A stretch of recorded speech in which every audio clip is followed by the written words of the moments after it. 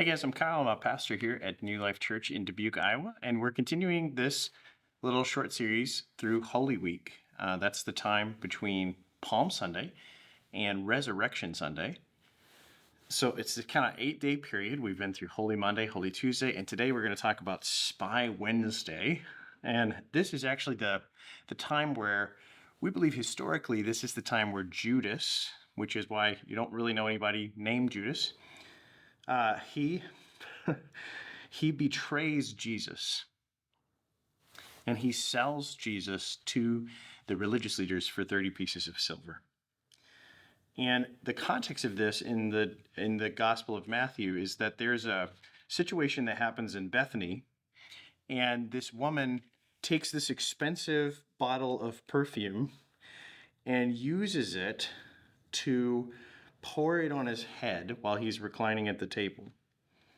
And the disciples are upset about this because this is a very expensive bottle of perfume. Would have been like a year's wages for someone. As you could just imagine, I don't know if you've got know of some kind of $60,000 bottle of perfume, or if you've got something that valuable in your home. Somebody comes into your home and you just want to honor them. You just take this out and pour it on him. And Jesus says to them, "Why are you bothering this woman? She's done a noble thing for me. You'll always have the poor with you, but you'll not always have me. And by pouring this fragrant oil on my body, she's prepared me for burial. I assure you, wherever this gospel is proclaimed in the whole world, what this woman has done will also be told in memory of her." And then it says, one of the 12, the man called Judas Iscariot, went to the chief priests and said, "What are you willing to give me if I hand him over to you?" So they weighed 30 pieces of silver for him. And from that time, he started looking for a good opportunity to betray Jesus. What's really interesting about Jesus as a religious leader is that Jesus is actually claiming to be God, but he doesn't just kind of set himself up apart from everybody.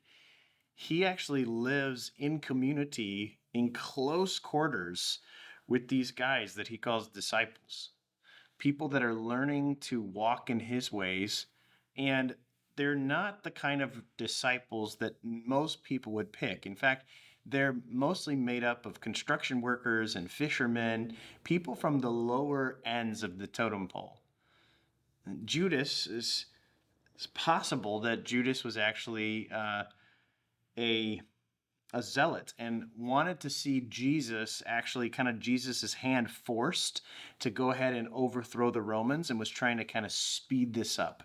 Maybe he was getting frustrated with all of these expenses that were being made, when he thought more could be done if Jesus would just kind of rise to power in some way. We don't really know all the details of it, but my sense is that you have also probably had something in your life where you've been betrayed, misunderstood, rejected by somebody. Or maybe somebody's tried to force your hand into doing something that you weren't ready for, or it wasn't actually something that you were going to do. The thing is that Jesus doesn't just, again, set himself apart, but he lives right in the middle of humanity. He knows the kind of people that he's with. He knows their hearts, and he still subjects himself to being around those kind of guys. He subjects himself to the frustration of trying to teach them over and over again about the same things. He subjects himself to a betrayal by a close friend.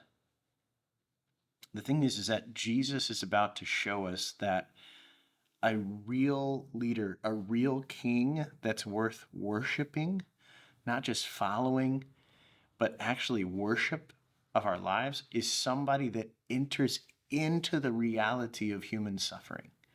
And this is what Jesus is going to do over the next several days as we get into Maundy Thursday and Good Friday and Holy Saturday. So I hope you'll continue to stay with us. But I just want to invite you again to see how Jesus' story mirrors and reflects yours, and how his story actually speaks a better word over your story. I hope you're having a great Holy Week.